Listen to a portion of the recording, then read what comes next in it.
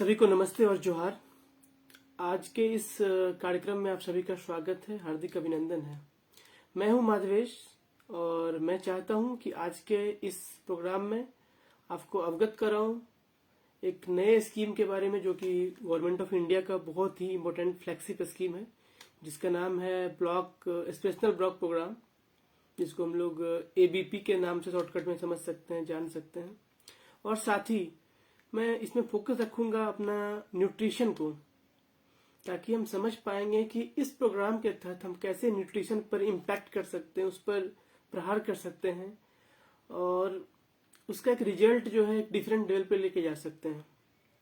इसलिए आज मैं एक ब्रीफली बताऊंगा कि स्पेशल ब्लॉक प्रोग्राम क्या है, इसके क्या कंपोनेंट हैं, कैसे ये अस्तित्व में आया है, क्या क्या इसके कुछ कंपोनेंट्स हैं, क्या चीज हमको इसमें देखना है, और साथ ही साथ न्यूट्रिशन पे स्पेशली फोकस करके कैसे ये इम्पैक्ट करेगा। तो आइए मैं बता दूं इस प्रोग्राम के बारे में ब्रीफली कि ये प्रोग्राम जो है 7 जनवरी 2023 को प्रधानमंत्री जी माननीय मोदी जी के द्वारा लॉन्च किया गया है, बताया गया है।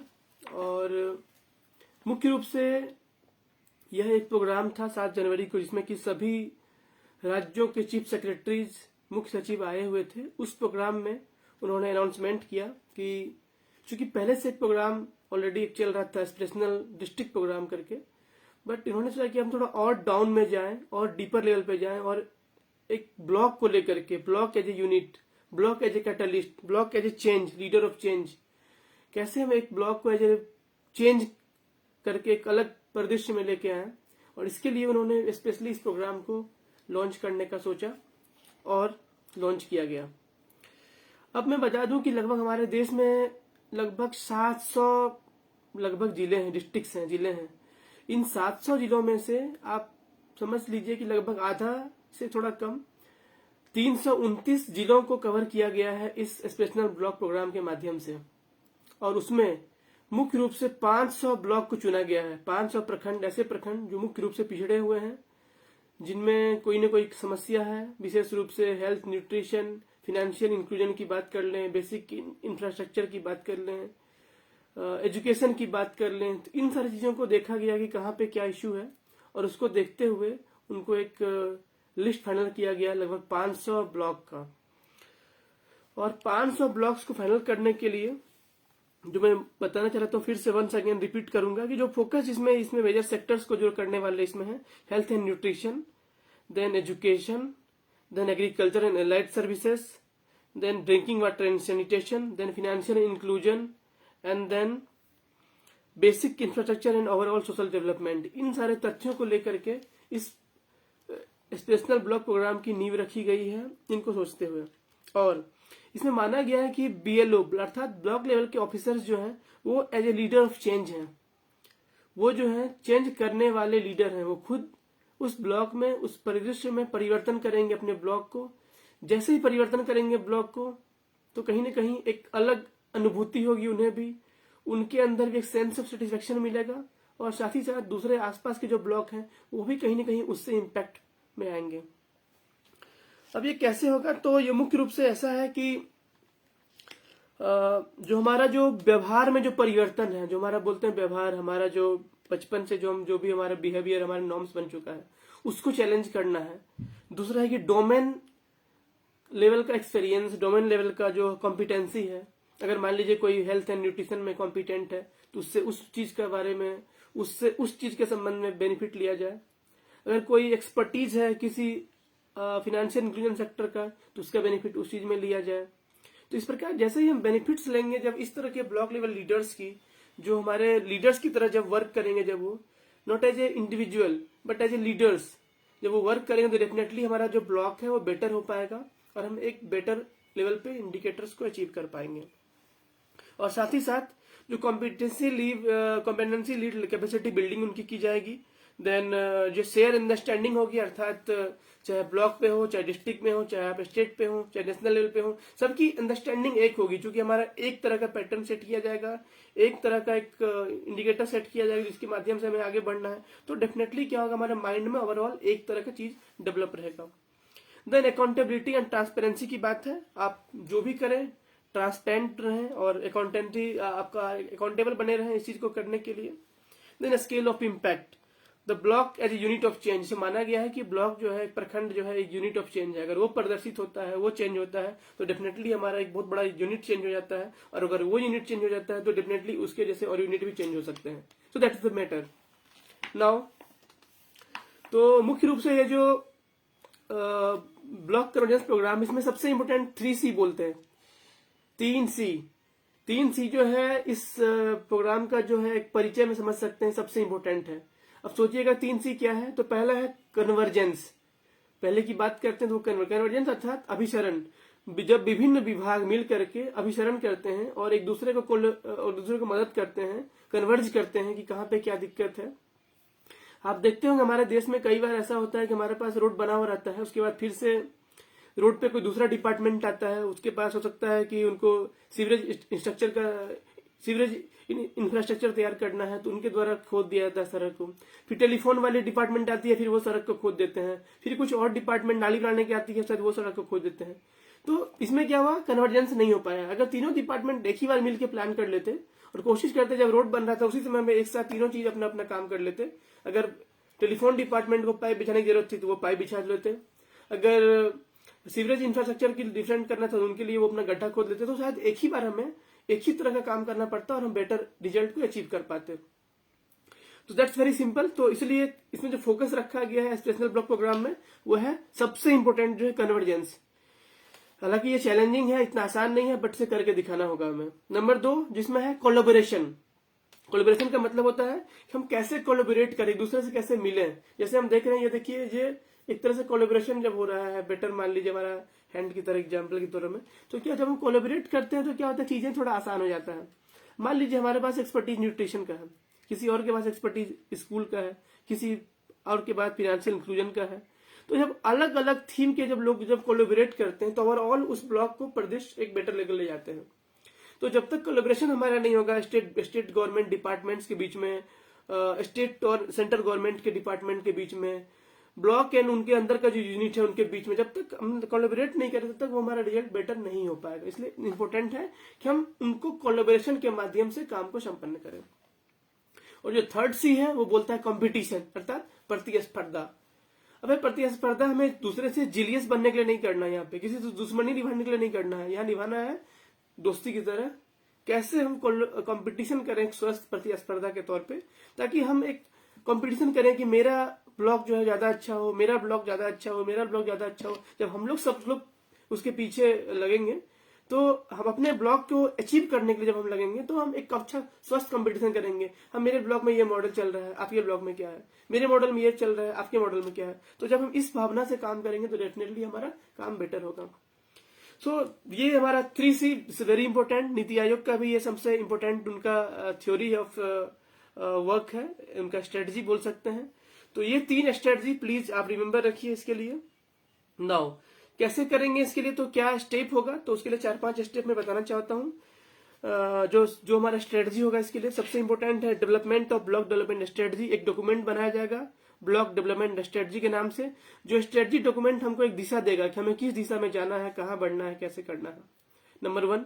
नंबर 2 है फ्लेक्सिबिलिटी टू स्टेट। अगर स्टेट को लगता है कि हाँ मुझे कुछ अलग करना है तो उनके लिए फ्लेक्सिबिलिटी है, आप अपने स्टेट के अकॉर्डिंग अपना प्लान कर सकते हैं, अपने प्लान को मॉडिफाई कर सकते हैं, रीचेंज कर सकते हैं। नंबर 3rd पॉइंट है एपीआई बेस्ड डेटा सोर्सिंग। मतलब हमारा जो डेटा जो है एस्पिरेशनल ब्लॉक, जो हमारा जो एपीआई बेस्ड मॉडल हमारा रहेगा, तो जो डिफरेंट डिपार्टमेंट से जो डेटा है ऑटोमेटिक कोलैबोरेट किया जाएगा। मान लीजिए सपोज हमें इंडिकेटर ऑफ न्यूट्रिशन पे वर्क करना है तो पोषण ट्रैकर ऑलरेडी बना हुआ है, पोषण ट्रैकर डैशबोर्ड बना हुआ है, उसके डेटा क्या होंगे ऑटोमेटिक जो एस्पिरेशनल ब्लॉक प्रोग्राम के डेटाबेस में चले जाएंगे। तो इसी प्रकार से एजुकेशन का कोई डेटाबेस होगा तो वो उसके पास चला जाएगा, फिर कोई और डिपार्टमेंट डेटाबेस है तो उसके पास चला जाएगा। इस प्रकार क्या होगा, ऑटोमेटिक जो है ये जनरेशन हो जाएगा एक बेटर हमारा सिस्टम का कि हम कैसे ऑब्जर्व कर पाए। तीसरा चीज है कि चौथा चीज sorry capacity building of functionaries. जो हमारा जो यहाँ जो वर्क लोग जो काम कर रहे हैं उनको कैपेसिटी बिल्डिंग करना है।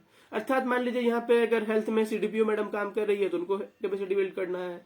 मान लेते हैं पंचायती राज में जो है जो बीपीआरओ होंगे, अगर ब्लॉक पंचायती राज ऑफिसर होंगे उनका कैपेसिटी बिल्ड करना है। क्योंकि सबकी रोल अलग अलग है तो सबका जो डोमेन है अलग है, उस डोमेन के हिसाब से उनको ट्रेंड किया जाएगा।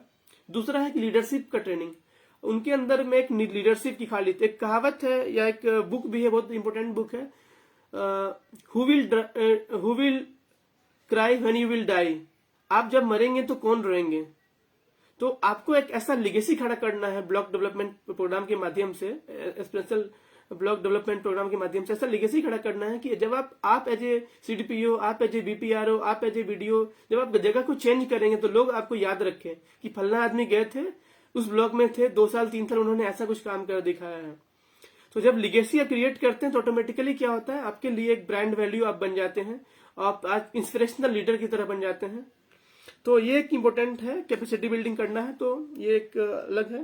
Then knowledge portal for continuous learning, aspirational block program में एक और नॉलेज पोर्टल का गठन किया गया ताकि हर जो व्यक्ति इसमें जुड़ेगा, चाहे वो 5000 लगभग, चूंकि 500 ब्लॉक्स हैं, 500 ब्लॉक्स इंटू 10 ऑफिसर्स आप समझ सकते हैं, सो 5000 ब्लॉक लेवल ऑफिसर्स। देन अलग जो हमारे जो तरह से जो कुछ मास्टर ट्रेनर्स जो हैं, मैं बताना चाहूंगा, मैं रिसेंटली मुझे भी इसकी ट्रेनिंग मिली है, तो मैं as a resource person, as a national resource person की तरह वर्क करूंगा इसमें, ताकि हम लोग क्या करेंगे उसको उनको ट्रेंड करेंगे, कैपेसिटी बिल्ड करेंगे, कंटिन्यूअस लर्निंग भी होगा उन सभी का। देन रैंकिंग ऑफ ब्लॉक्स, सभी ब्लॉक्स जो भी है 500 ब्लॉक्स, उनकी हर एक त्रैमासिक अर्थात 3 महीने पे उनकी रैंकिंग की जाएगी। आप समझ पाएंगे कि कौन सा ब्लॉक बेटर कर रहा है, कौन सा ब्लॉक खराब कर रहा है, किस ब्लॉक को किस इंडिकेटर में काम करना है, कौन सा ब्लॉक को किस इंडिकेटर में काम करना है। जब आप इस प्रकार जब काम करेंगे डेफिनेटली, तो क्या होगा, आपका रैंकिंग में अप एंड डाउन आप देखेंगे मेरा ब्लॉक कहां पर है। और जैसे ही आप टॉप लेवल पे आएंगे, रैंक पे आएंगे, तो नीति आयोग की तरफ से भी आपको इंसेंटिव दिया जाएगा, आपको कैश इंटेंसिव भी मिल सकता है, आपको मोटिवेट किया जाएगा, आपके लिए बहुत सारा अपॉर्चुनिटी भी होगा। देन अवार्ड्स एंड इंसेंटिव, जो मैं ऑलरेडी बात भी कर रहा था कि आपके लिए और एडिशनल अवार्ड्स भी आपको मिलेंगे, ताकि आप अपने एस्पिरेशनल ब्लॉक को डिफरेंट लेवल पे लेके गए हैं। नाउ तो अब सब सवाल है कि ये चीज होगा कैसे, उसका स्ट्रेटजी क्या है। तो प्रोग्राम का जो स्ट्रेटजी है, तो सबसे इंपॉर्टेंट है shift from rule to role. अब आप समझ सकते हैं कि जब गवर्नमेंट में जो ऑफिसर्स होते हैं, जनरली उनका माइंड सेटअप क्या होता है, हमें रूल करना है, हमें शासन करना है। बट द हियर जो स्ट्रेटजी है, उनको बोलता है रूल नहीं करना है, आपको रोल, आपका रोल है, आपकी भूमिका है, आप एज ए लीडर हो, आप एज ए कैटलिस्ट हो वहां के, तो आप कैसे आप मोटिवेट करोगे अपने पूरे महकमा को, ताकि आपका महकमा आपसे बेस्ट रिजल्ट दे पाएगा। तो ये अभी चेंज हो रहा है शिफ्ट। देन है डिलीवर द राइट कॉम्पिटेंसीज, आपके जो भी आपकी एक्सपर्टीज है, चाहे आप जिस डोमेन से आप हैं, आप अपने एक्सपर्टीज को कैसे डिलीवर करेंगे। जब आप डिलीवर करेंगे तो डेफिनेटली उनका रिजल्ट बेटर रिजल्ट होगा। हमारा एक्सपर्ट मान लीजिए न्यूट्रिशन में है, तो न्यूट्रिशन में हमें लोगों को डिलीवर करना है, न्यूट्रिशन में लोग को अवेयर करना है, न्यूट्रिशन में लोग को सेंसिटाइज करना है। किन्हीं का एजुकेशन में एक्सपर्टीज है, तो वो उस चीज में डिलीवर करेंगे, तो ऑटोमेटिकली हमारा जो ब्लॉक है इन दोनों कंपोनेंट में ग्रो करेगा। सिंपल सी बात है। Then documentation, learning products, learning events, इसमें डॉक्यूमेंटेशन किया जाएगा हर चीज को, ताकि आप ऑब्जर्व कर पाए, देख पाए, महसूस कर पाए। देन इनेबलिंग कन्वर्जेंस, जो मैं पहले भी बात कर रहा था, जो 3C is very important, convergence, collaboration and competition. तो जो है कन्वर्जेंस जब बेटर तरीके से करेंगे तो डेफिनेटली मेरा प्रोडक्ट अच्छा होगा, मेरा सर्विसेज अच्छा होगा, सिंपल सी बात है। देन मॉनिटरिंग, कंटिन्यूअस मॉनिटरिंग करना है, एनालिसिस करना है, तो उसके लिए ऑलरेडी चैंपियंस ऑफ चेंज करके एक सेपरेट पोर्टल का निर्माण किया गया है, जहां पे आप देख सकते हैं कि देश के कौन से ब्लॉक इस लेवल पे हैं, आप चेक कर सकते हैं। वो ब्लॉक का उस स्टेट में क्या रैंक है वो भी देख सकते हैं, क्या वो स्टेट एवरेज से बेटर है। अगर मान लीजिए एक इंडिकेटर ले लें कि हमारे सेम बच्चे कितने हैं, तो देखना होगा कि स्टेट का एवरेज मान लीजिए 7.2 है और उस ब्लॉक का मान लेते हैं सपोज 3.5 है, तो डेफिनेटली ब्लॉक का जो परफॉर्मेंस है वो बेटर है, क्योंकि स्टेट में 7 बच्चे सेम थे बट उस ब्लॉक में सिर्फ 3 बच्चे ही सेम है। तो इसमें यह भी देखना है कि हम कंपटीशन में करके कैसे अपने ब्लॉक को बेटर जगह पे लेके जाए। तो दैट्स द पार्ट। नाउ अब सिलेक्शन कैसे हुआ, ये सवाल कई लोगों के दिमाग में चल रहा होगा, तो मैं जस्ट इसके लिए बताना चाहूंगा कि जो इनका जो 2 मुख्य रूप से इसका वेट दिया गया कि जो कमिटी जो है, एक तो मिशन अंत्योदय एक डेटा सिस्टम था पॉवर्टी के लिए जिसमें बनाया गया था, तो मिशन अंत्योदय और SECC डेटा जो 11-12 में ली गई थी, उसके अकॉर्डिंग देखा गया कि कौन से ब्लॉक का पोजीशन कैसा है, एंड देखा गया कि उनका जो नंबर ऑफ ब्लॉक्स जो है उसको 25% वेटेज दिया गया, and per capita GDP of the state है उसको 75% वेटेज दिया गया। जब इन दोनों चीजों को मिलाया गया तो फिर देखा गया कि कौन कौन से ब्लॉक जो है सबसे पिछड़ा स्थिति में है, प्लस उनको सभी स्टेट के साथ शेयर भी किया गया। कभी स्टेट्स ने भी कुछ फीडबैक दिए कि हाँ मेरे यहाँ ये ब्लॉक नहीं, ये ब्लॉक को करेंगे तो बेटर होगा। और इस प्रकार जब कंप्लीट हुआ पैकेज तो जाके इस 500 लिस्ट को तैयार किया गया। नाउ अगर मैं बात करूं कि इसके की मिनिस्ट्रीज कौन कौन से हैं, देयर रोल क्या है, तो मुख्य रूप से आप समझ सकते हैं कि जो उनका जो रोल है, चूंकि जिस कैपेसिटी जिस डोमेन में जिनका एक्सपीरियंस होगा डेफिनेटली वो मिनिस्ट्री उसमें अपना मदद करेगी। मैं आपको बाद में बताऊंगा अभी डिटेल करके। और मुख्य रूप से इसमें 11 सेंट्रल मिनिस्ट्री को इंक्लूड किया गया है जो अपडेट करेंगे और बताएंगे कैसे उनका रोल बेटर हो सकता है। देन कैपेसिटी बिल्डिंग, चूंकि ये प्रोग्राम जो है कैपेसिटी बिल्डिंग के ऊपर डिपेंडेंट है, अर्थात जैसे भी हम लोगों को कैपेसिटेट करेंगे, लोगों की वैल्यू को बढ़ाएंगे, लोगों को कैपेसिटी को बिल्ड करेंगे तो डेफिनेटली हमारा प्रोडक्ट बेटर होगा, हमारा रिजल्ट बेटर होगा। तो इसके लिए जो program orientation and leadership training जो है सभी को दिया जाएगा। देन बिल्डिंग डोमेन एक्सपर्टीज, अगर आप हेल्थ में हैं, एजुकेशन में हैं, जिस आपका एक्सपर्टीज जो भी है ब्लॉक लेवल पे ऑफिसर्स का, उनको हर एक ब्लॉक से एक एक लोग को उनके एक्सपर्टीज वाले जोन में ट्रेनिंग दी जाएगी। Then partnership with NIRD PR and SIRD, इसके लिए ट्रेनिंग देने के लिए NIRD PR जो कि सबसे देश का प्राथमिक इंस्टीट्यूशन है, national institute of rural development and Panchayati Raj जो कि हैदराबाद में है, उस इंस्टीट्यूट को जिम्मेवारी दी गई है ट्रेनिंग की। साथ ही साथ सर्ड, हर एक स्टेट में लगभग state institute of rural development करके एक ऑर्गेनाइजेशन होता है, बॉडी होता है जो मदद करता है, अपने हेल्प करता है उस चीज को कि कैसे वो बेटर कर पाए, उनको मिल गया गया। देन आई गॉट करके एक प्लेटफॉर्म बनाया गया, आई गॉट, ताकि कौन से लोग को किस किस तरह की ट्रेनिंग मिली, उनको क्या स्किल बढ़ा, उसके लिए एक डेटाबेस तैयार किया जा रहा है। अब सोचिए कि 500 ब्लॉक अगर के 10-10 इंप्लॉई को अगर ट्रेनिंग मिल रहा है तो 5000 लोगों को ट्रेनिंग किस किस फील्ड में मिला है, किस किस थीम में मिला है, वो आपको पता चल पाएगा। So that's a very important feature. Then evidence, data and knowledge management, कैसे आप एविडेंस को शेयर करेंगे, उसके लिए केस स्टडीज है, उसके लिए रेगुलर डेटाबेस को मैनेज किया गया है, दूसरे डेटाबेस से इंटीग्रेट किया गया है ताकि हम एक लेवल पे उसको क्रॉस चेक कर पाए। उदाहरण के लिए अगर हम न्यूट्रिशन की बात करें तो पोषण ट्रैकर के डेटाबेस से इसको जोड़ा गया है ताकि पोषण ट्रैकर से हम क्रॉस वेरीफाई कर सकते हैं वहां पे कि कौन सा ब्लॉक का, कौन सा डिस्ट्रिक्ट का क्या डेटा है। देन पार्टनरशिप एंड नेटवर्क, जिसमें बोला गया है कि हर एक चीज जब हम बेटर कर पाते हैं जब हमारा पार्टनरशिप अच्छा होता है। क्योंकि हमारे प्रधानमंत्री जी का मानना है कि कोई भी हम सफलता हम तब हमको मिलेगा जब हम कोई चीज को जन आंदोलन की तरह अख्तियार कर लें, जन आंदोलन की तरह बना लें।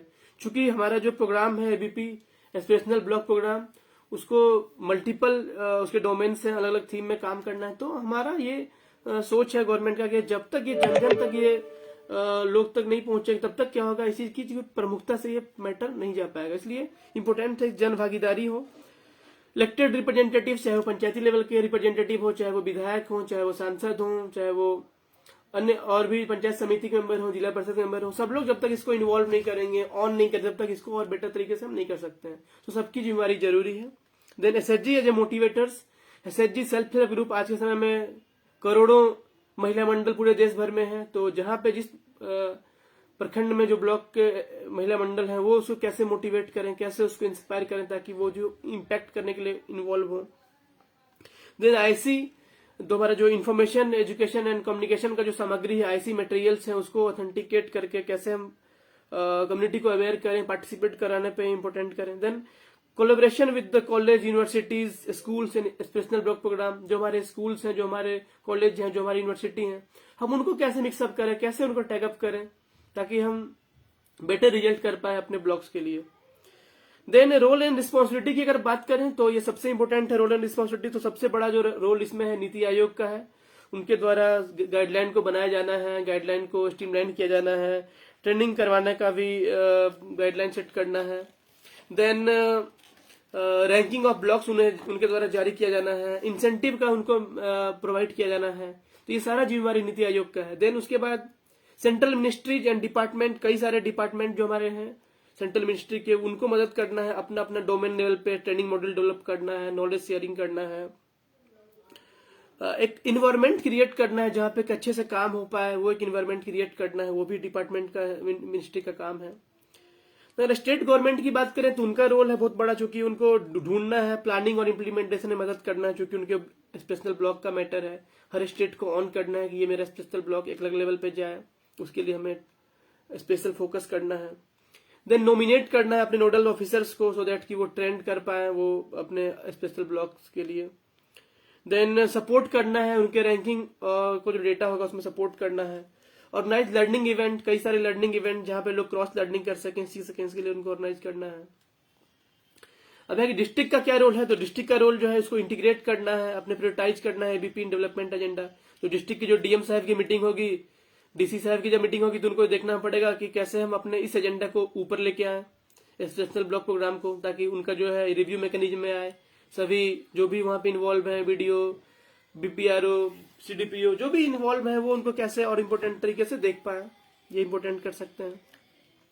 देन उनको ब्लॉक लेवल का जो प्रोग्राम बनाना में हेल्प करना है, मदद करना है, कैसे आप बेटर तरीके से प्लान बना पाओगे, कैसे आप अच्छे तरीके से डॉक्यूमेंट कर पाओगे। फील्ड विजिट ऑर्गेनाइज करना है, प्रोग्राम को रिव्यू करना है, सपोर्ट करना है, कैपेसिटी बिल्डिंग में उनको मदद करना है। इनिशिएट एंड रिवार्ड, ग्राम पंचायत को रिवार्ड कर सकते हैं हर एक डीएम साहब, कोई मेरा ये ग्राम पंचायत अब काफी अच्छा हो गया, चलो उसको इंसेंटिवाइज कर दें, थोड़ा मोटिवेट कर दें, थोड़ा इंस्पायर कर दें। तो ये जिम्मेवारी कुछ जो है मैं ब्रीफली में बता रहा हूं, चूंकि ये प्रोग्राम तो इटसेल्फ इतना बड़ा है कि 2-2 दिन का ट्रेनिंग होता है इसके लिए, बट मैं चाहता हूं कि आप सब लोग इससे इन्वॉल्व हों।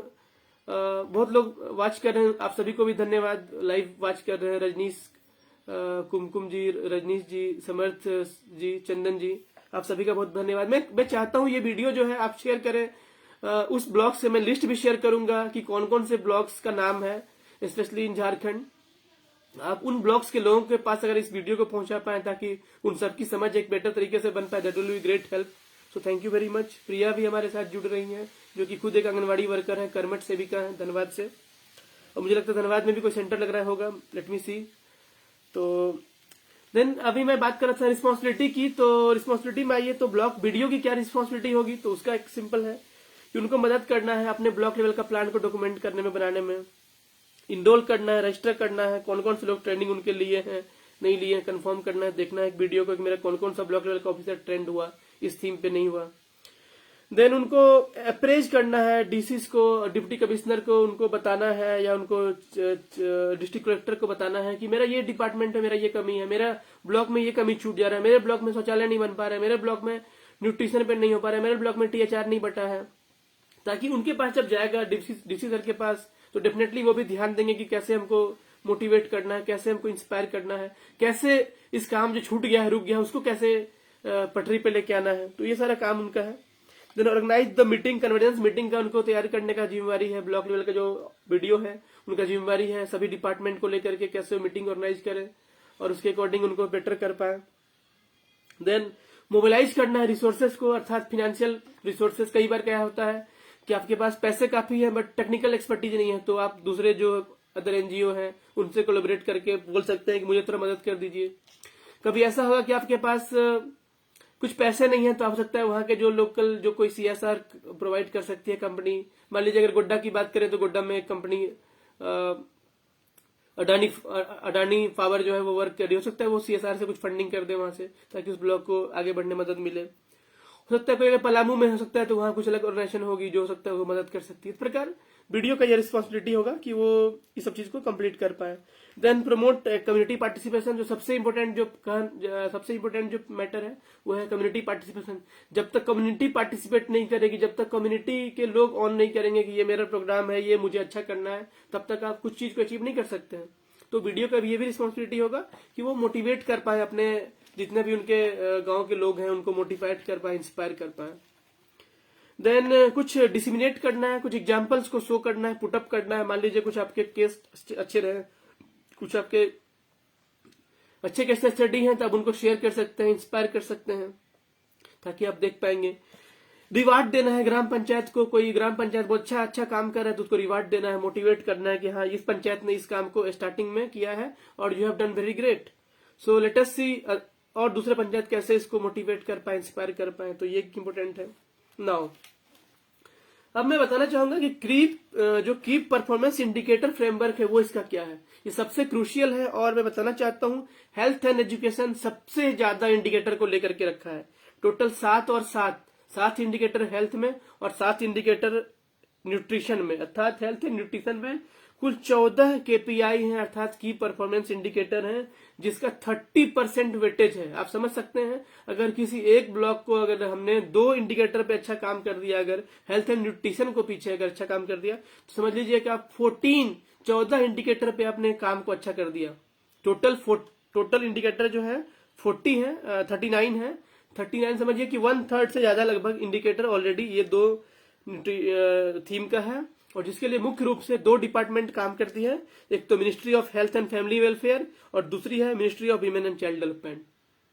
चूंकि हमारा फोकस, मैं पर्सनली जुड़ा हुआ हूं ministry of child and development से, वीमेन एंड चाइल्ड डेवलपमेंट से, तो मैं इसके आधार पर आपको और डिटेल में ले जाना चाहूंगा बहुत जल्द कि हमारा न्यूट्रिशन को इम्पैक्ट करके हम और उस ब्लॉक को कैसे कर सकते हैं। एंड बिफोर दैट मैं विल शेयर करूंगा कि कौन कौन से हमारे ब्लॉक हैं झारखंड के। जस्ट मैं रीड आउट करता हूं ताकि आप समझ पाएंगे कि झारखंड में हमारा ये जो ब्लॉक इन्वॉल्व है। अगर आपके आसपास में कोई भी अगर है तो आप शेयर कर सकते हैं। Let me see the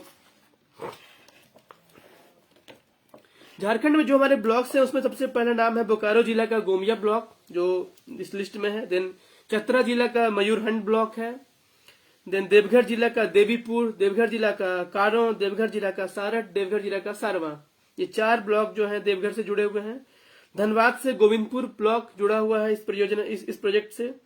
Dumka से जरमुंडी, दुमका से फिर रामगढ़, ईस्ट सिंहभूम से मूसाबनी, गिरिडीह से जमुआ, गोड्डा से सुंदर पहाड़ी, गुमला से डुमरी, हजारीबाग से चौपारण, हजारीबाग से फिर कटकमदाग, जामताड़ा में फिर फतेहपुर, जामताड़ा में फिर करमाटार विद्यासागर, खूंटी से कर्रा, कोडरमा जिले से जयनगर और मरकच्चो, लातेहार से महुआडांड, लोहरदगा जिले से किस्को, देन पाकुड़ जिले से लिट्टीपाड़ा, पलामू जिले से हरिहरगंज, रामगढ़ जिले से पतरातू, रांची जिले से मांडर, साहेबगंज जिले से मांडरो, देन सरायकेला खरसामा से गम्हरिया, कुकरू और सरायकेला 3 प्रोजेक्ट जुड़े हुए हैं।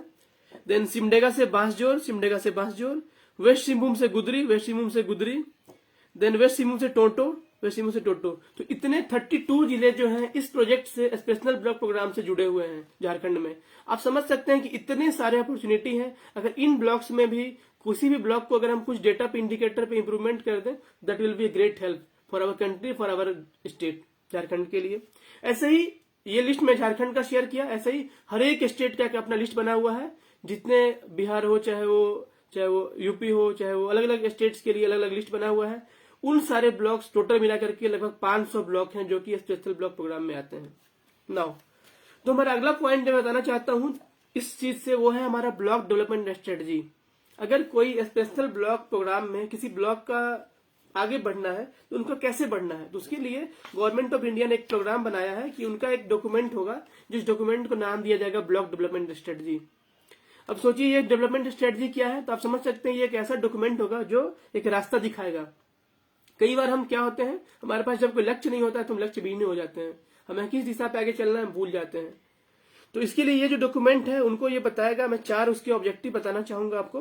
पहला ऑब्जेक्टिव ये है, identify and priority intervention across sector to accelerate implementation and achieve saturation of services across key sector.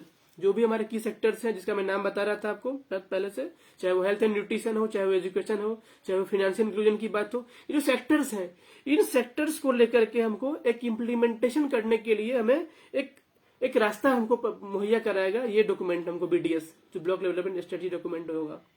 दूसरा काम क्या है, जो हमको ये प्रैक्टिकल स्ट्रेटजी हमें देगा। ये डॉक्यूमेंट जो होगा बीडीएस, ये हमको प्रैक्टिकल स्ट्रेटजी देगा कि कैसे उस ब्लॉक को हम बेटर कर सकते हैं, क्या तरीके से हम काम करें जिसके माध्यम से हमारा वो जो ब्लॉक है नेशनल लेवल पे बहुत अच्छे लेवल पे रैंक में आ जाए। तो ये मदद करेगा ये डॉक्यूमेंट हमको। तीसरा जो है स्ट्रेटजी टू सरपास एवरेज। अब जैसे मैंने एग्जांपल लिया कि पहले से कि हमारे मान लीजिए अगर स्टेट में अगर 100 बच्चे में 7 बच्चे अगर कुपोषित अगर हैं, और मान लीजिए कोई ब्लॉक में अगर 100 बच्चे में 3 बच्चे कुपोषित हैं, तो इसका मतलब हुआ कि ब्लॉक जो है परफॉर्मेंस अच्छा है। लेकिन जस्ट रिवर्स कर देते हैं डेटा को।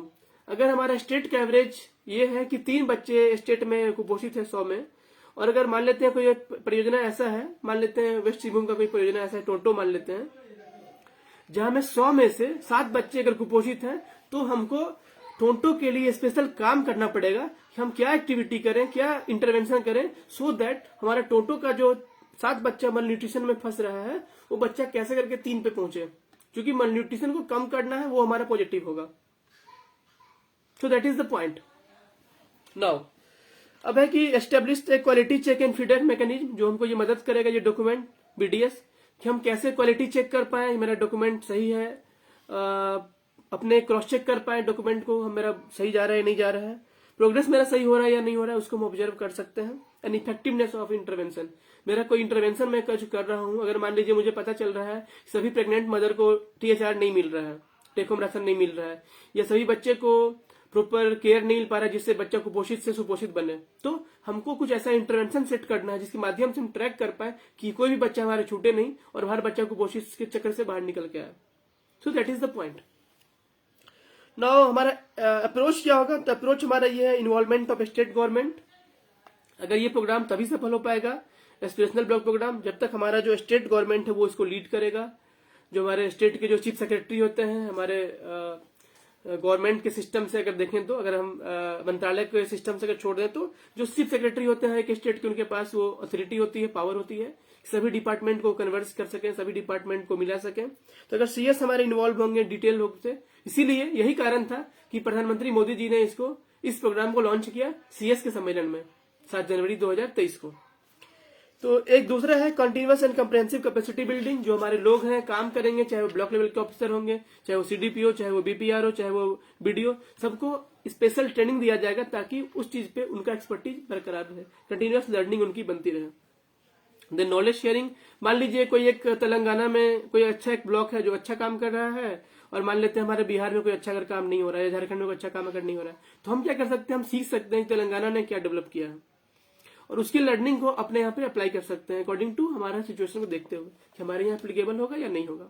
तो ये प्लान से हम उसको समझ सकते हैं। देन हमारा जो है rigorous strategy at the block level, हमारा ब्लॉक लेवल पे हमको स्ट्रेटजी लगातार अपनाना पड़ता रहेगा कि कैसे हम अपने काम को स्मूथ करें, कैसे काम को बेटर कर पाए। थैंक यू आप सभी का जो वॉच कर रहे हैं। जस्ट 1 मिनट के लिए मैं आप सभी का कमेंट्स भी ले लेता हूँ। प्रिया जी आपका बहुत बहुत धन्यवाद। तो बहुत लोग वॉच कर रहे हैं, विवेक, रमन कुमार झा जी, कविता मोहंती जी, विवेक श्रीवास्तव जी, आप सभी का बहुत धन्यवाद। ये डॉक्यूमेंट जो मैं शेयर कर रहा हूँ, ये डॉक्यूमेंट में जो बताना चाह रहा हूँ ये है एस्पिरेशनल प्रोग्राम के बारे में। भारत सरकार ने एक नया प्रोग्राम को लॉन्च किया है एस्पिरेशनल ब्लॉक प्रोग्राम करके, जिसमें कि देश भर के 500 जिलों का चयन किया गया है और उनको विशेष रूप से ध्यान दिया जा रहा है ताकि वो जो ब्लॉक 500 ब्लॉक हो अपने जो डेवलपमेंट के जो इंडिकेटर हैं, चाहे वो स्वास्थ्य हो, चाहे वो शिक्षा हो, चाहे वो पोषण हो, चाहे वो फाइनेंशियल इंक्लूजन की बात हो, इन सारे इंडिकेटर्स में अपने आप को बेटर करें, अपने आप को अच्छा करें। और जैसे ही ये एक ब्लॉक अच्छा होगा तो एज ए यूनिट ब्लॉक जो है चेंज की तरह दिखेगा हमें, और डेफिनेटली वो हमें इंस्पायर करेगा और आसपास के ब्लॉक को बेटर करने के लिए। तो आप सभी का बहुत बहुत धन्यवाद। मैं गुजारिश करूंगा कि आप अगर इसको शेयर कर पाए, इस डॉक्यूमेंट को, हमारे इस वीडियो को, अपने इस तरह के लोग जो इन्वॉल्व हैं, अगर आपके आसपास के कोई आप कोई मुझसे कोई क्वेश्चन ही पूछ सकते हैं, अगर किसी को कुछ अगर सवाल पूछना होगा तो आप चैट में लिख सकते हैं, मैसेज कर सकते हैं, ताकि मैं कोशिश करूंगा जो हमारी नॉलेज होगी उसके माध्यम से मैं आपको जवाब दे पाऊं। और साथ ही साथ जो भी आपके लोग हैं आप उनको शेयर कर पाए, जो वर्क में काम कर रहे हैं, तो it will be great help. Thank you. Then developing, कैसे ये डॉक्यूमेंट बनेगा, जो ब्लॉक डेवलपमेंट स्ट्रेटजी मैं उसकी बात कर रहा था कुछ देर पहले। तो डॉक्यूमेंट ऐसे बनेगा कि हर ब्लॉक जो है अपना एक डेटाबेस तैयार करेगा, जो प्रेजेंट स्टेटस उनका क्या है। उसके बाद उनको सपोर्ट मिलेगा अपने डिस्ट्रिक्ट टीम से, अपना हेल्थ होल्डिंग डिस्ट्रिक्ट एडमिनिस्ट्रेशन से, देन स्टीयरिंग कमेटी से डिस्ट्रिक्ट लेवल पे होगी, जो कि ऑब्जर्व करेगी, डॉक्यूमेंट को देखेगी, चेक करेगी कैसे है नहीं है। देन रिव्यू मीटिंग होगी, हर एक स्तर पे रिव्यू मीटिंग, चाहे वो ब्लॉक स्तर पे हो, चाहे जिला स्तर पे हो, चाहे वो स्टेट लेवल पे हो, एक रिव्यू मीटिंग हो सकता है, फील्ड विजिट हो सकता है, जहां से हम देख सकें, ऑब्जर्व कर सके। सपोर्टिव सुपरविजन की भी बात की जा रही है यहाँ पर, मतलब सुपरविजन करना है, देखना है, किसी को तो निगेटिव नहीं सोचना है, उसके पीछे पॉजिटिव लगना है कि क्या आपके जिले में, क्या आपके ब्लॉक में हमने अच्छा देखा, आप और इसको और अच्छा कैसे कर सकते हो, ये सोच करके हमें जाना है, ये सोच के हमें उतरना है। तो ये डॉक्यूमेंट है। देन डायग्नोसिस करना है, जो एक स्वॉट एनालिसिस आप लोग बहुत लोग पढ़े भी होंगे। तो स्वॉट एनालिसिस भी इसमें करने के लिए बोला गया है कि हर एक ब्लॉक का एक स्ट्रेंथ, वीकनेस और अपॉर्चुनिटी एंड थ्रेट्स बनाया जाएगा, और वो भी स्पेशल हर एक थीम का, हर एक सेक्टर डोमेन का। अगर हेल्थ का है तो हेल्थ का अलग, न्यूट्रिशन का है न्यूट्रिशन का अलग, एजुकेशन का है तो एजुकेशन का अलग, ताकि आप जब तक हर एक स्ट्रीम में आप जब तक घुस के देखेंगे कि हाँ उसमें क्या कमी है, उसमें कैसे मेरा क्या स्ट्रेंथ है, मेरा क्या वीकनेस है, क्या अपॉर्चुनिटी है। मैं शेयर भी करूंगा कुछ एग्जाम्पल के तौर पे आपको अपने न्यूट्रिशन का, थोड़ा वेट करते रहिए। देन अब है कि सवाल है कि कुछ हमारे गाइडिंग क्वेश्चंस हैं जो कि वो भी हमारे लिए बहुत काफी इंपॉर्टेंट है, जो मदद करते हैं। उदाहरण के लिए जस्ट मैं बताना चाहूंगा कि व्हिच विलेज और community are most affected by the problem. अगर हमको मान लीजिए कोई अगर ब्लॉक का हम स्टडी कर रहे हैं और देख रहे हैं कि कोई एक ब्लॉक में सपोज 5-6 गांव ऐसा है जहां पे ज्यादा कुपोषित बच्चे हैं, तो हमें आइडेंटिफाई करना पड़ेगा कि क्या रीजन है, क्या कोई स्पेसिफिक कोई समुदाय के लोग तो वहां पे नहीं हो रहे हैं कुपोषित, कैसे ठीक हो सकते हैं। तो अगर हमको मिल गया कि यस ये डेटा है, अगर इस कारण से ये गड़बड़ी हो रही है, तो हमें उसके लिए अलग से स्ट्रेटजी बनाना पड़ेगा। तो ये ऐसे क्वेश्चन जो है हमारे लिए, ये हमको गाइड करेंगे, जिसके माध्यम से आप बेटर उस चीज को कर सकते हैं। देन हमको आइडेंटिफाई करना पड़ेगा कंसिस्टेंट्स का और रिसोर्सेज का, हमारे पास क्या क्या रिसोर्सेज हैं, क्या हमारे पास फाइनेंशियल रिसोर्सेज अवेलेबल हैं या नहीं है, क्या हमारे पास नेचुरल रिसोर्सेज अवेलेबल हैं या नहीं है। मान लीजिए कोई ब्लॉक में जो हमारा सोचने का है कि 10 लोग 10 ऑफिसर्स होंगे, मदद करेंगे दूसरे को, चला पता कोई ब्लॉक में 10 में से 2 लोग ही इन्वॉल्व हैं, 8 लोग हैं, दूसरे का 2-2 ब्लॉक का जिम्मेवारी दिया हुआ है, तो क्या लगता है आपको सफल हो पाएगा? नहीं हो पाएगा। क्योंकि जैसे ही आप 2 नाव के पैर रखेंगे तो क्या होगा, दोनों नाव में ना किसी पे आप अच्छे से बैठ पाएंगे, ना ही आप मूवमेंट कर सकते हैं। तो इसके लिए भी एक इंपॉर्टेंट फोकस रखा गया है। देन सोशल रिसोर्सेज, मान लीजिए कोई उस जिला में कोई अगर एनजीओ काम कर रहा है, वो ब्लॉक में एनजीओ काम कर रहा है, तो उसको आप मदद ले सकते हैं, कैसे वो हेल्प कर सकता है, कुछ इंडिकेटर्स को लेकर के कैसे मदद कर सकता है, तो ये देख सकते हैं। देन फिनेंशियल रिसोर्सेज की बात करें, अगर आप देख सकते हैं कोई हमारे झारखंड में फॉर एग्जांपल डीएमएफटी करके स्पेशल फंड होता है, हर एक डिस्ट्रिक्ट में डिस्ट्रिक्ट मिनरल फंडिंग ट्रस्ट जो है, तो क्या होता है कि बहुत सारे मिनरल से, चूंकि जो सप्लाई होता है दूसरे स्टेट में या दूसरे गवर्नमेंट के पास, तो मिनरल से जो कमाई होती है उसका कुछ हिस्सा जो रॉयल्टी है उस जिला के लिए जमा होता है, ताकि उस जिले के अंदर कुछ विशेष प्रोग्राम करना है तो हम कर सकें। तो भी हमें ऑब्जर्व करना पड़ेगा कि इस ब्लॉक लेवल का जो हमारा प्रोग्राम है उसको बेटर करने के लिए हम उसको कर सकें या नहीं कर सकें। Now the main point is, now हमारा न्यूट्रिशन है, जिसका मैं खुद भी मैं न्यूट्रिशन कोच भी हूँ, चाइल्ड न्यूट्रिशन पे फोकस रखता हूँ। एंड चूंकि हमारा न्यूट्रिशन हमारा थीम है जिसपे हमें वर्क करना है, कर सकते हैं, मैं बताना चाहता हूँ कि 7 की परफॉर्मेंस इंडिकेटर है इस फील्ड के लिए, सबसे इंपॉर्टेंट है जो 7 की परफॉर्मेंस इंडिकेटर, मैं उसका नाम बताना चाहूंगा आपको। तो पहला इंडिकेटर है percentage of pregnant women taking supplementary nutrition under the ICS program regularly. इस प्रोग्राम के अंदर में टीएचआर सभी प्रेग्नेंट मदर को मिल रहा है या नहीं मिल रहा है, ये सबसे पहला कंपोनेंट है और की कंपोनेंट है। Once again I repeat, percentage of pregnant women taking supplementary nutrition under the ICDS program regularly. ICDS program के अंतर्गत हर एक गर्भवती माता को टीएचआर मिल रहा है या नहीं मिल रहा है, टेक होम राशन। दूसरा जो पॉइंट इसमें है वो है percentage of children from 6 month to 6 years taking supplementary nutrition under the ICDS program regularly. ये दूसरा हमारा प्रोग्राम, दूसरा पॉइंट, दूसरा इंडिकेटर है, वो है कि 6 माह से 6 साल के बच्चे को टीएचआर मिल रहा है या नहीं मिल रहा है, जो दूसरा हमारा की कंपोनेंट है। तीसरा हमारा है measurement of efficiency, measuring efficiency of children enrolled at anganwadi centres doing monthly reporting month. अगर मान लीजिए कोई ब्लॉक में अगर 25,000 बच्चे हैं, तो 25,000 बच्चों में 25,000 बच्चे का वेट एंड हाइट, वजन और ऊंचाई ली गई, और लेने के साथ साथ पोषण ट्रैकर में एंट्री हुई या नहीं हुई। ये तीसरा इंपॉर्टेंट फैक्टर है यहाँ पे, तीसरा इंपॉर्टेंट की परफॉर्मेंस इंडिकेटर यहाँ पर है। और मैं खुद मेरे यूट्यूब चैनल पे आप जा सकते हैं, आप कैसे करना है वेट एंड हाइट, आप मेरे यूट्यूब चैनल माधवेश कुमार से आप सर्च करेंगे या माधवेश फाउंडेशन से भी, तो दोनों जगह में आपको मिल सकता है, आप वहां पे देख सकते हैं, ऑब्जर्व कर सकते हैं। ये हमारा एक पता चल जाएगा आपको कैसे बच्चे को आप वेट एंड हाइट मेजर करते हैं। नेक्स्ट जो हमारा की परफॉर्मेंस इंडिकेटर है वो है percentage of children under 5 years with severe acute malnutrition. हमारे कितने 0 से 5 साल के बच्चे, कितने बच्चे जो हैं वो मतलब 100 में कितने बच्चे ऐसे हैं जो कि सीवियर एक्यूट मेलन्यूट्रिशन से अति गंभीर कुपोषित बच्चे हैं, तो वो हमको देखना है। ये इंडिकेटर जितना कम होगा हमारे लिए उतनी ब्लॉक अच्छी होगी। तो ये एक है। दूसरा है percentage of children under 5 years with moderate acute malnutrition, अर्थात 100 में कितने ऐसे बच्चे हैं जो कि मतलब अति कुपोषित बच्चे की श्रेणी में आते हैं। 100 में से कितने बच्चे, अगर जितना ये बच्चा कम होगा उतनी अच्छी बात है, हमको ये देखना है इसमें। नेक्स्ट है percentage of operational anganwadi centre with functional toilet. Anganwadi centre, ऐसे आंगनवाड़ी सेंटर जहां पे फंक्शनल टॉयलेट है या नहीं है, अर्थात जो टॉयलेट है, टॉयलेट काम कर रहा है या नहीं कर रहा है। अगर टॉयलेट काम नहीं कर रहा है तो हमें उसके लिए प्रयास करना पड़ेगा। और जो लास्ट इंडिकेटर है वो है percentage of anganwadi centres with drinking water facilities. अगर 100 मान लीजिए सेंटर है कोई एक ब्लॉक में, 100 में कितने के पास ड्रिंकिंग वाटर फैसिलिटी अवेलेबल है, पेयजल, शुद्ध पेयजल कितने के पास अवेलेबल है। तो ये 7 जो इंडिकेटर हमारा है न्यूट्रिशन से सेंसिटिव है, न्यूट्रिशन से जुड़ा हुआ है और सबसे महत्वपूर्ण इंडिकेटर्स हैं। और ये इंडिकेटर को अगर हम दुरुस्त कर ले, ये इंडिकेटर को हम मजबूत कर ले, तो डेफिनेटली हमारे पास कम से कम 7 अंक मतलब 50% जो हमारा जो कवरेज है हमारा बेटर हो जाएगा उस ब्लॉक के लिए। तो डेफिनेटली अगर आप उस ब्लॉक को करते हैं, मदद करते हैं उस ब्लॉक को, इस चीज को अचीव करने में, तो कहीं ना कहीं उस ब्लॉक को हम आगे बढ़ने में मदद कर पा रहे हैं। सो ये है। देन मैं कुछ और डिटेल बताना चाहूंगा आपको, ताकि ऐसे कई सारे अलग अलग थीम हैं जो मैं डिटेल्स उसके बारे में नहीं बताऊंगा, आज अलग से कभी शेयर करूंगा। तो ये हेल्थ एंड न्यूट्रिशन का थीम था। देन दूसरा एजुकेशन का थीम है। देन एक थीम है एग्रीकल्चर एंड एलाइड सेक्टर्स का। देन एक थीम है बेसिक इंफ्रास्ट्रक्चर का। देन एक थीम है सोशल डेवलपमेंट का।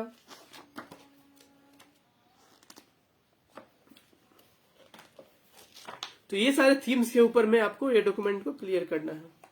मैंने ऑलरेडी आपसे लिस्ट शेयर किया कि कैसे कौन कौन से ब्लॉक्स हमारे अवेलेबल हैं, और मैं जस्ट ब्रीफली बता दूं कि किस किस स्टेट्स में कितने अगर हैं। तो मैं बता दूं अंडमान में 2 ब्लॉक्स हैं, आंध्र प्रदेश में 15 ब्लॉक्स हैं, अरुणाचल प्रदेश में 3 ब्लॉक्स हैं, असम में 20 ब्लॉक्स हैं, बिहार में 61 ब्लॉक हैं, छत्तीसगढ़ में 20 ब्लॉक्स हैं, दादरा नगर हवेली में 2 ब्लॉक्स हैं, गुजरात में 13 ब्लॉक, हरियाणा में 7 ब्लॉक, हिमाचल प्रदेश में 6 ब्लॉक, जम्मू कश्मीर में 10 ब्लॉक, झारखंड में 34 ब्लॉक, कर्नाटका में 14 ब्लॉक, केरल में 9 ब्लॉक, लद्दाख में 2 ब्लॉक, मध्य प्रदेश में 42 ब्लॉक्स, महाराष्ट्र में 27 ब्लॉक्स, मणिपुर, मेघालय, मिजोरम एंड नागालैंड में 3 ब्लॉक्स हैं, सब में अवेलेबल। पंजाब में 10 ब्लॉक्स, उड़ीसा में 29 ब्लॉक्स, देन राजस्थान में 27 ब्लॉक्स, सिक्किम में 3 ब्लॉक्स, तमिलनाडु में 16 ब्लॉक्स, देन तेलंगाना में 10 ब्लॉक्स, त्रिपुरा में 3 ब्लॉक्स, उत्तर प्रदेश में 68 ब्लॉक्स, उत्तराखंड में 6 ब्लॉक्स और वेस्ट बंगाल में 29 ब्लॉक्स। तो टोटल ये हमारे लिस्ट ऑफ 50 ब्लॉक्स मैंने बताया कि किस किस स्टेट में कितने ब्लॉक्स हैं, और उन स्टेट्स को अगर आप मदद करते हैं, आप अपने कंट्रीब्यूशन कुछ कर पाए अगर, तो आप बहुत बड़ी बात होगी। कोशिश करिए एटलीस्ट इस वीडियो को वहां तक शेयर कर पाए ताकि। अब मैं थोड़ा बताना चाहूंगा आपको कि अगर कैसे हम लोग एक एग्जाम्पल के तौर पे हमारा जो इंडिकेटर है हेल्थ न्यूट्रिशन का स्पेशली, कैसे हम इसको ठीक कर सकते हैं। सो मैं कुछ इंडिकेटर्स का एग्जाम्पल देना चाहूंगा, कुछ एग्जाम्पल के तौर पे। जैसे कि हमारा जो मिनिस्ट्री ऑफ चाइल्ड डेवलपमेंट है उसके अंदर जो हमारा 7 इंडिकेटर, जिसको मैंने अपनी कुछ देर पहले बताया था, उस 7 इंडिकेटर के अंदर हम क्या स्टेप ले सकते हैं। उदाहरण के लिए जो मैंने पहला बोला था कि हमारे प्रेग्नेंट मदर को, जो हमारे गर्भवती महिलाएं हैं, उनको THR टेक होम राशन मिल रहा है या नहीं मिल रहा है। इस इंडिकेटर को ठीक करने के लिए हम क्या कर सकते हैं। तो इसके लिए कुछ इंडिकेटर स्टेप जो है ये है कि इन ऑल आंगनवाड़ी सेंटर, जो भी हमारे आंगनवाड़ी सेंटर है, उसका हमें इवेल्युएशन करना चाहिए हर समय पे, ताकि बार बार, ताकि हमको पता चल पाए कि वो उस सेंटर में सभी गर्भवती माता को मिल पाया या नहीं मिल पाया। इसके लिए हमारे पास ऑलरेडी पोषण ट्रैकर एक एप्लीकेशन है, जिस एप्लीकेशन में हम देख सकते हैं कि किस आंगनवाड़ी सेंटर में कितने गर्भवती माताएं रजिस्टर्ड हैं और कितनों को THR मिल पाया। तो अगर इस डेटा को हम लगातार चेक कर पाए प्रियोरिटी में देखते हुए, तो डेफिनेटली इसको हम इम्प्रूवमेंट इस सेक्टर को कर पाएंगे। सेम केस अगर जो बच्चों का केस है, 6 माह से 6 साल के कितने बच्चे को आप THR दे रहे हैं। THR का मतलब होता है टेक होम राशन, ऐसे खाद्यान्न जो उनको घर ले जाने के लिए मिलता है। और झारखंड में क्या है कि यहाँ पे मल्टी ग्रेन अर्थात गेहूं, रागी, उसके बाद से मिलेट्स का भी उसमें मिलाया गया है, राइस भी मिलाया गया, सबको मिला करके एक ऐसे चीनी भी मिला हुआ है उसमें। तो एक ऐसे पैकेट तैयार किया गया है जिसको आप एक फूड सर्विंग की तरह, होता है ना रेडी टू ईट, जिस प्रकार आप कभी जाते हैं तो आराम से उसको हम अगर या तो पानी में या दूध में उबाल करके या ऐसे भी करके हम खा सके, तो उसका जो न्यूट्रिशन वैल्यू है वो अलग जो भी हमारे मार्केट में अन्य चीजों हैं उन चीजों से न्यूट्रिशन वैल्यू उसका काफी बेटर है। तो ये THR सप्लाई जो है एक फैमिली को 25 डेज के लिए दिया जाता है, अर्थात एक जो भी गर्भवती महिलाएं हैं 25 दिन अगर थोड़ा थोड़ा करके अगर खाती हैं उस पैकेट से, तो डेफिनेटली उनका जो न्यूट्रिशन इंटेक उनका है, कैलोरी भी उनको मिलेगा और न्यूट्रिशन वैल्यू भी उनको मिलेगा। सेम केस बच्चे के केस में, अगर बच्चे जब खाते हैं महीने में 25 दिन, तो उनको भी वो वैल्यू मिलेगा। तो ये हमारे ध्यान में रखना पड़ेगा कि जो हम लोग को THR दिया जाता है वो वही गर्भवती माता प्रयोग करें, वही कुपोषित बच्चा प्रयोग करे या बच्चा प्रयोग करे जो बच्चा रियल में डिजर्व करता है।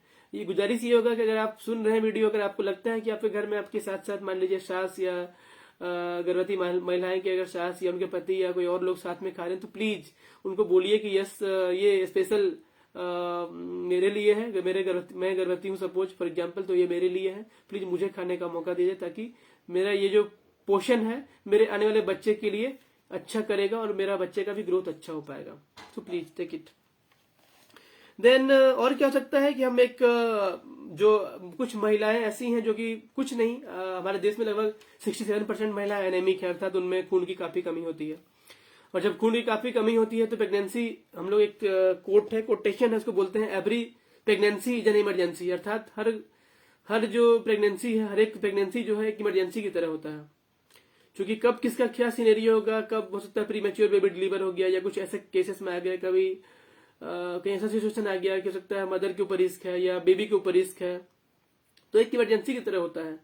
तो हमको वैसे केसेस को पहले से हैंडल करके रखना पड़ेगा, देख के रखना पड़ेगा, ताकि उस ब्लॉक में, ताकि वैसे लोग को पहले से आइडेंटिफाई कर सके, उनका रेगुलर ANC जो 4 ANC कम से कम होना चाहिए, उनको एंटीनेटल केयर उसको बोलते हैं, उनका होना चाहिए कम से कम, तो वो हम लोग मुहैया करा पाए और ऑब्जर्व करके रखें, उस पर नजर रखें अगर ब्लॉक लेवल का जो ऑफिसर्स है उनके पीछे। Then plan should be made to SHG as a base. अगर हम महिला मंडल जो हम लोग बोलते हैं, सखी मंडल बोलते हैं या अलग नाम जो भी है, महिला मंडल चाहे जो भी नाम देते हो, हर एक स्टेट में कई हजार कई लाख और इवन देश में तो हमारे करोड़ों महिला मंडल हैं। उनका बहुत महत्वपूर्ण रोल है, क्योंकि वो महीने में 4 बैठक करते हैं और उनको पता चलना चाहिए कि मेरे गांव में कौन कौन से ऐसे बच्चे हैं, मेरे गांव में ऐसे कौन कौन से बच्चे ऐसे हैं कुपोषित हैं, कौन कौन से गर्भवती माताएं ऐसे हैं जो कि क्रिटिकल फेज में है, क्रिटिकल स्टेज में है, उनको हम कैसे मदद कर पाऊं, उनको हम कैसे सपोर्ट कर पाऊं। तो वो जो अगर SHG मीटिंग में अगर ये चीज को ट्रैक कर लेते हैं तो डेफिनेटली एक बहुत बड़ा मदद हो सकता है उस गांव को, उस पंचायत को, उस ब्लॉक को अपने आप को ऊपर लाने में, जो हमारा स्टेशनल ब्लॉक प्रोग्राम बोलता है कि अगर प्रेग्नेंट लेडी को भी अगर हम सही कर लें, उनको भी अगर हम अच्छे से प्रॉपर THR दे दें, अच्छे से प्रॉपर उनका केयर कर पाए, तो डेफिनेटली मेरा जो नेक्स्ट जनरेशन है वो तो अच्छा होगा ही होगा, प्लस साथ ही साथ जो वैल्यू है उस वैल्यू भी उसका अच्छा होगा। देन नेक्स्ट जो हमारा इंडिकेटेड जो हमारा स्टेप हो सकता है या हमारा इंटरवेंशन हो सकता है वो ये है कि हमारा हर बच्चा को हमें हर मंथ वेट एंड हाइट करना है। अगर आपके पास पैसे की समस्या नहीं है, मैं गुजारिश करूंगा आप खुद परचेज कर सकते हैं अपने घर में एक वेट मशीन, एक हाइट मेजरमेंट करने का मशीन, जिसको हम लोग बच्चों के केस में इन्फेंटोमीटर बोलते हैं, हाइट मेजरमेंट करने के लिए, लेंथ मेजरमेंट करने के लिए बोलते हैं। और जब बच्चा थोड़ा बड़ा हो जाता है तो हाइट मेजरमेंट करते हैं, उसको स्टेडियोमीटर बोलते हैं। मैं अपने माधवेश कुमार के यूट्यूब चैनल में कई बार इसका शेयर भी किया हूं, या माधवेश फाउंडेशन के यूट्यूब चैनल पे आप जाके वहां देख सकते हैं। मैंने स्टेप्स भी बताया है कैसे हम 5 स्टेप्स में बच्चे का चाइल्ड ग्रोथ मॉनिटरिंग करते हैं, so you can refer there.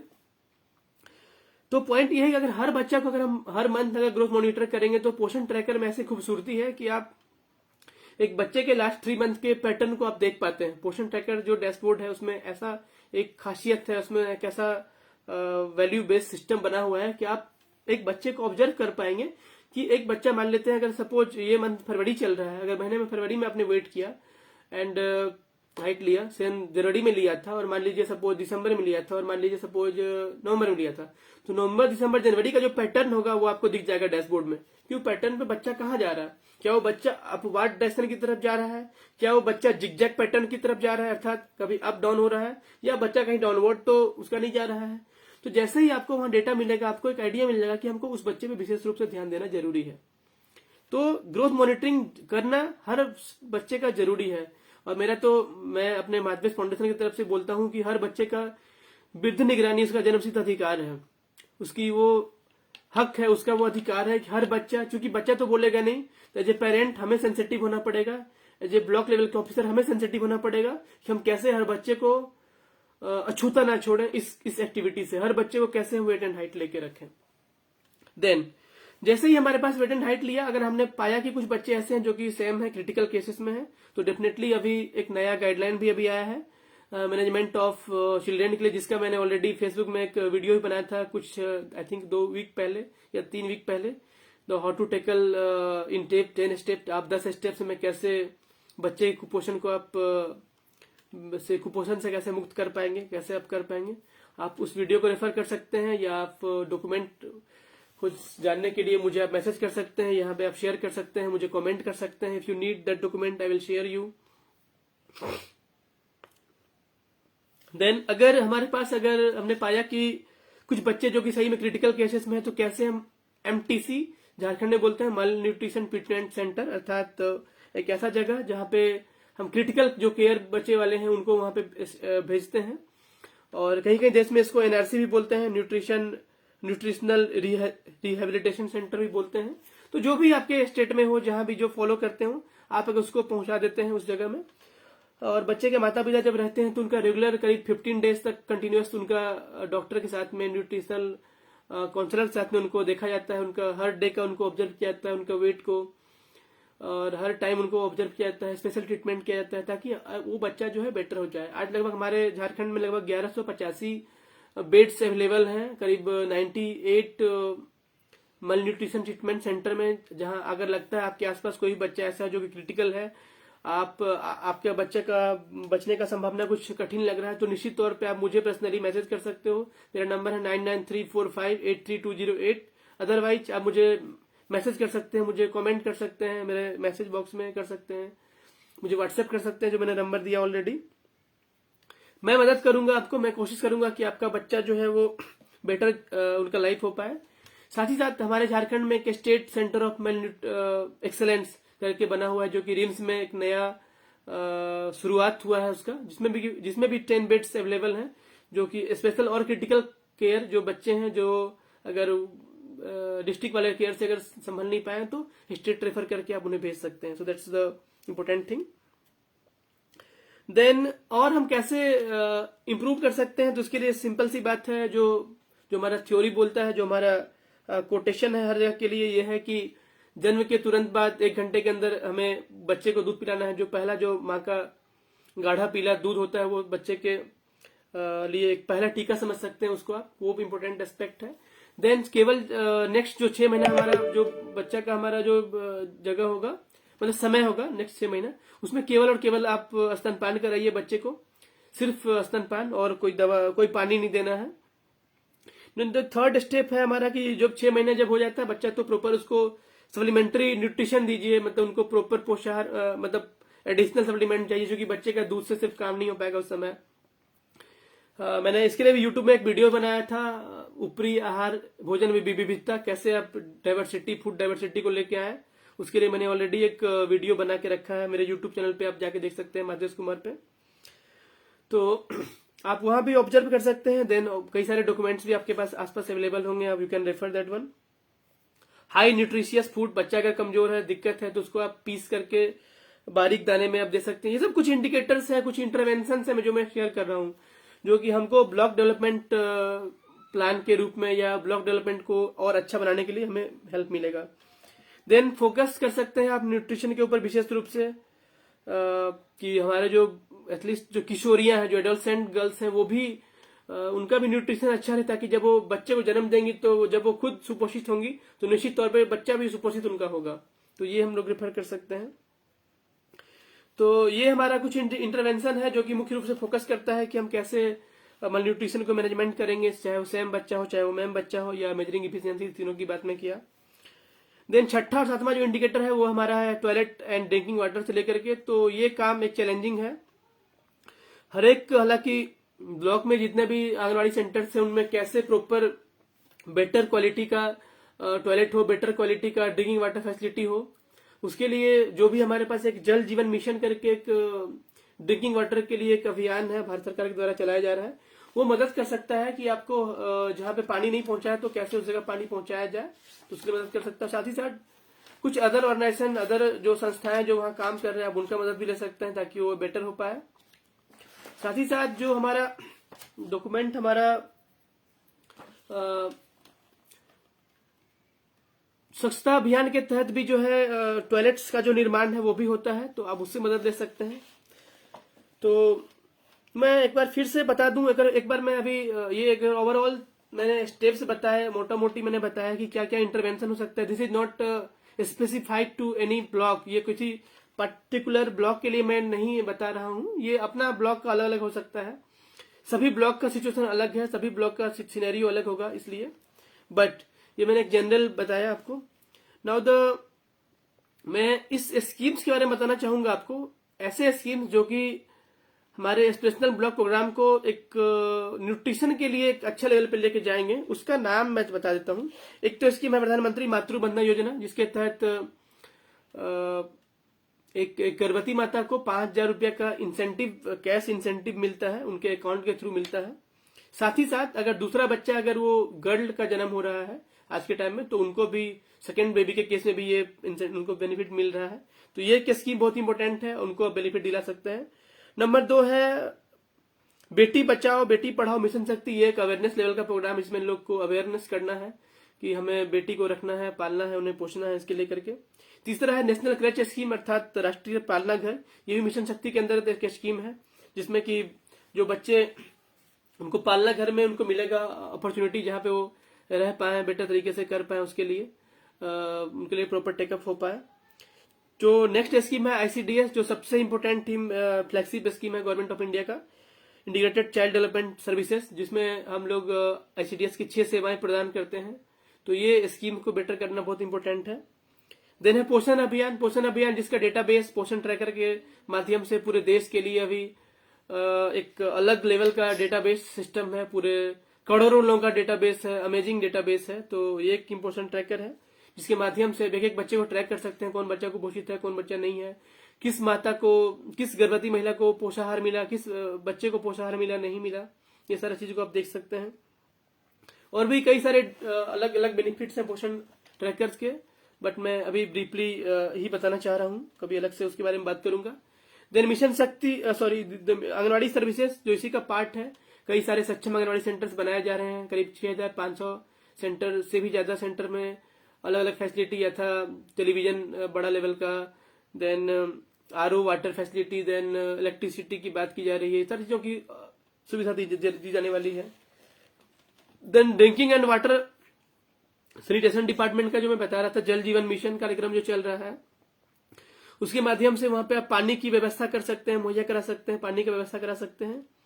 Then ministry of RD, ग्रामीण विकास विभाग का जो एक स्कीम मनरेगा जो है, जिसके माध्यम से लाखों करोड़ों लोगों को रोजगार मिलता है ग्रामीण स्तर पे, तो वो एक स्कीम वेरी इंपॉर्टेंट है, क्योंकि जैसे ही वो स्कीम होगा तो लोग कहीं ना कहीं इन्वॉल्व होंगे लोग, तो वहां पे लोग एक उनको इनकम मिलेगा तो डेफिनेटली वो इस काम को बेटर तरीके से कर पाएंगे।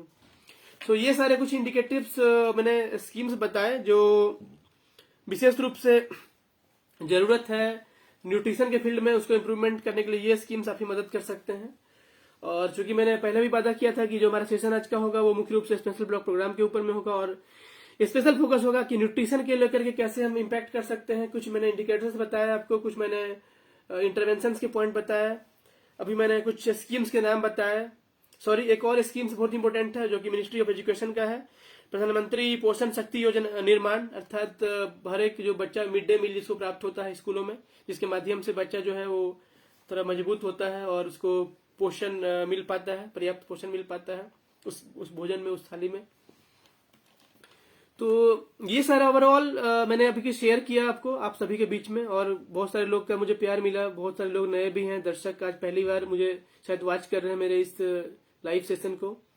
तो आप सभी का बहुत बहुत धन्यवाद है। रजनीश जी, राजेश कुमार झा जी, सोनू चौधरी जी, सुमित कुमार ठाकुर जी, रंजीत तिवारी जी। बेसिकली मेरा फोकस है कि मैं हर संडे आऊं, 8:30 बजे लाइव आऊं और आपके सामने में प्रस्तुत करूं नए इन्फॉर्मेशन, नए जानकारी, ऐसी जानकारी जो बच्चे कुपोषित से करने में मुक्ति मरे। क्योंकि मेरा मिशन है, मैं चाहता हूं करीब 10 लाख बच्चों को मदद करूं, उनके माता पिता को मदद करूं, ताकि उनका बच्चा कुपोषित से सुपोषित बन पाए, हमारा देश, हमारा समाज सुपोषित बन पाए। और मैं आपके लिए हर समय हर पल तत्पर हूं, डिफरेंट माध्यम से, डिफरेंट ऑनलाइन माध्यम से। तो मैं चाहूंगा आप सब मेरे प्रोफाइल से जुड़े रहें, मेरे महादेश फाउंडेशन मेरा एक ऑर्गेनाइजेशन है, उसके पेज से भी जुड़े रहें, उसका एक यूट्यूब चैनल है, उससे भी जुड़े रहें। मैं हर जगह शेयर करते रहता हूँ ऐसा कंटेंट, यही कंटेंट, ताकि अगर आप भूल भी जाएं तो आप फिर से वहां जाके देख सकते हैं। और आज का जो मेरा मकसद यही था कि मैं आपको अवेयर करूं एस्पिरेशनल ब्लॉक प्रोग्राम के बारे में, जो कि बहुत ही अमेजिंग प्रोग्राम होने वाला है। Aspirational block program government of India का फ्लैगशिप प्रोग्राम होने वाला है और बहुत बड़ी नीति आयोग की इसमें जिम्मेवारी है, और सभी स्टेट्स का 500 ब्लॉक्स। It's amazing. अगर 500 ब्लॉक को भी अगर हम चेंज कर पा रहे हैं अपने आसपास के अपने एक्टिविटी से, आप खुद भी अगर जो भी वॉच कर रहे हैं, अगर आप भी थोड़े थोड़े चीजों से इम्पैक्ट करके अगर उस ब्लॉक को चेंज कर पा रहे हैं, उस ब्लॉक के फंक्शनरीज को मदद कर पा रहे हैं, उस ब्लॉक को इम्पोर्टेंट लेवल पे लेके जा पा रहे हैं, तो it will be a very very very great help for the country, for our country. तो मैं बताया जस्ट एक ब्रीफली। आप सभी का बहुत बहुत बहुत धन्यवाद आज का मेरे सेशन को वॉच करने के लिए। और नेक्स्ट संडे को फिर मुझसे जुड़िए 8:30 में। मैं कुछ नया टॉपिक के साथ, नया कुछ इन्फॉर्मेशन के साथ, विशेष रूप से पोषण के साथ मैं जुड़ूंगा। तब तक के लिए आप सबका बहुत बहुत शुक्रिया और धन्यवाद। कुछ भी आपके क्वेश्चंस हो, कुछ और आप सुनना चाहते हो, आप मुझे कमेंट कर सकते हैं, मुझे मैसेज कर सकते हैं। आप सभी का बहुत बहुत आभार और धन्यवाद।